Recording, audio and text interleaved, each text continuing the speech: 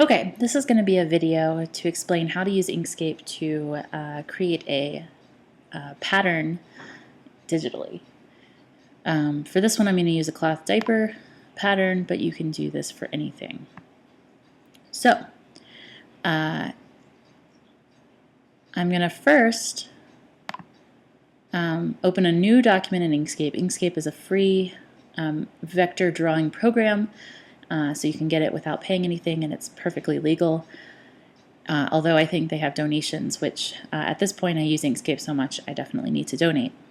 If you go up to File, first you should open a new default sized page, but after you've done that, go to Document Properties, and I'm going to change my default units and the default units of the size of my page to inches. Go ahead and change it to centimeters if that's what you're more comfortable with. Nothing else will change when you do that. So here it's given me about an 8.5 by 11 size page. I forgot in Document Properties to change my size page to something that makes a little bit more sense. So here I'm going to make my page width about 16 inches wide and 20 inches long. That's about the biggest I can think of for a one size or pretty large diaper for now. Okay, you can see across the top now that the units have changed. It goes from 0 all the way up to 16, and from 0 down here all the way up to 20. So this point down here, Inkscape considers 0, 0. So there's a bunch of tools here across that you can use. This is just the regular select. We'll use nodes select in just a bit. You can draw circles, which we'll use for snap placement, and down here there is a draw curves and straight lines. So this with this tool, if you click once you get 1 point. When you click again, you've drawn lines. If you click and hold, you can curve the line, and you can do this as much as you need to. When you double click, you finish the line, and now you can select your node tool here and manipulate each individual node itself. So your rough sketch doesn't have to be your end product. It's just some first stab at the drawing. You can select a single node and move it. You can select multiple nodes with Shift and either use the arrow keys to move them all or move them around manually. The other thing is that there are X and Y coordinates for each of these, so you can use these to change the exact location of the points that you want. Any of those work. Also, because there are curves here, there are 2 lines for each side of the curve. You can move them together like this, so you get very strange curves. You can get rid of one side of the curve, so that will be a flat curve by pulling it into itself, into the dot, and then you can move only the single side of the curve and how that works. And again, you can also change the curve of that line by changing the next node in the circle. So you can play around with these quite a bit and make anything, any shape that you need.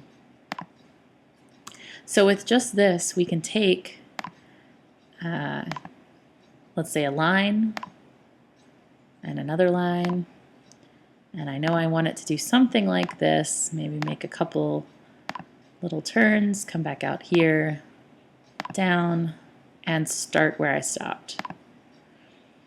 So this is a potential cloth diaper pattern, but it's really not very good for many reasons. You can see that this is not a real horizontal line. I just couldn't eye it up properly, and I was going fast. While sewing, you could change this to be a curve. We can do that nicely in the program as well. And here's how you can manipulate this original drawing. If you click the node selector again, you can click on an individual point and change their XY coordinates. So I can set this first point to 0, 0, which is just a good starting point so that all of my math is easy. We can then move the image back over again so we can see it all once we're done. For this point, I want it to be 0, And then let's make a pretty large 18-inch height. If I wanted additional seam allowance, you need to add that in to your pattern, or when you cut out your pattern, draw this on the fabric and then cut outside of the line.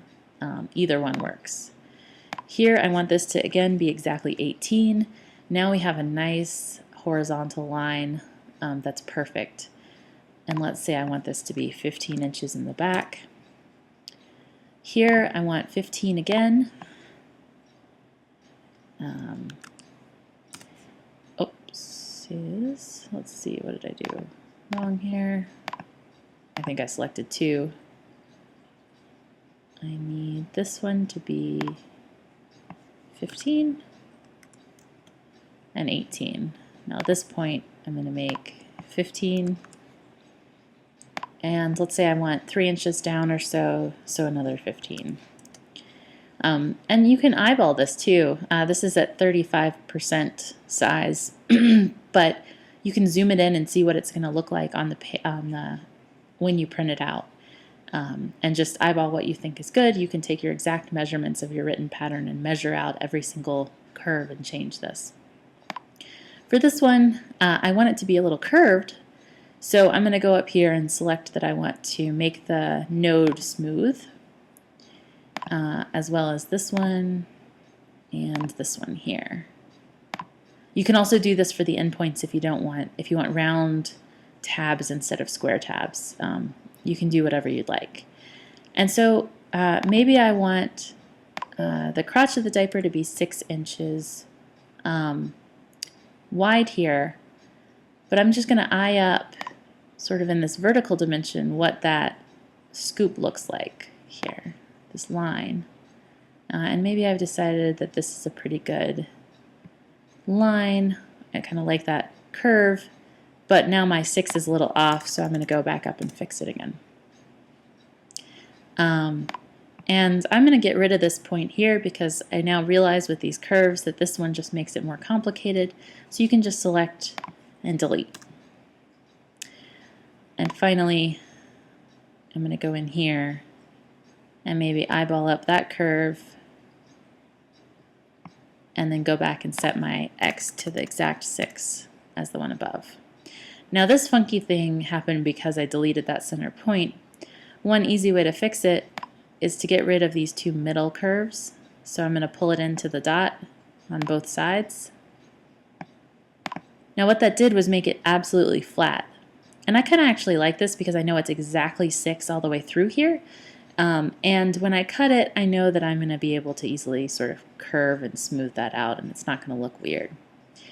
I've got a few more to do here, so I'm going to set this bottom one again to exactly 0, and this one to maybe 11 exactly. And here I want 11 again,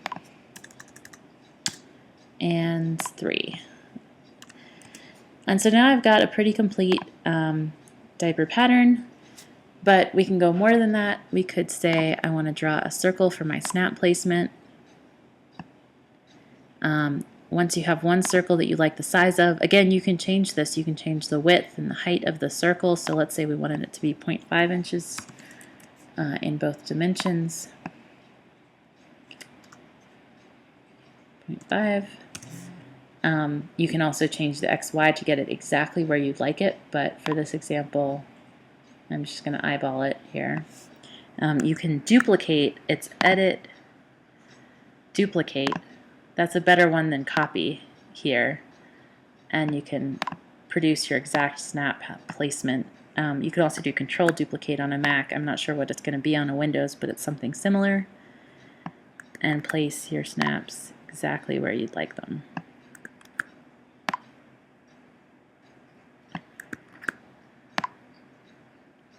And so on. So you can get your exact snap placement for every single diaper you ever do. One final thing is, let's say that you actually know exactly where you want your elastic to be on here. You can, again, go back to nodes and select here. You can select 2 points and add some more nodes in between. So we need 3, and what I'm going to do is, oops, Undo that. I'm going to select just a single point and move it inward, keeping that curve as much as I can to exactly where I think it needs to be. And I'm going to get rid of the curve here because I want these to be straight.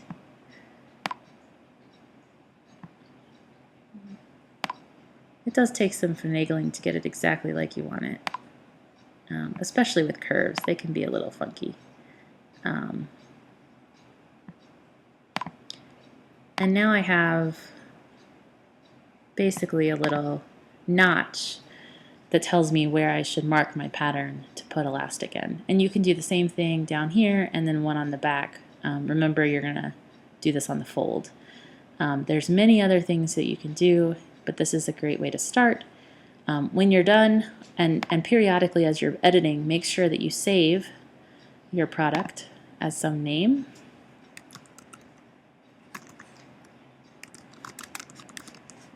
And it's going to default to an SVG. This is what Inkscape uses. So save that as an SVG. I usually don't bother with all of this and just save to my desktop. And then you can also go to Save As and change it and save it from an SVG to a PDF as the same name and the same location. This just means you'll be able to open your diaper pattern up, print it on multiple pages with Adobe Acrobat Pro, and do other things with it that you don't need Inkscape for. And just click OK to the defaults here. So now if I go to my desktop and I look for most recent things that I've done, I have a PDF, well, with all of my journal articles that I'm reading, of exactly my pattern with all my snap placement and markers for elastics and such that I could post on the web or do whatever I needed to with. So that's a really quick, just brief summary of how to use Inkscape to come up with a pattern. Post more questions and I will do more videos.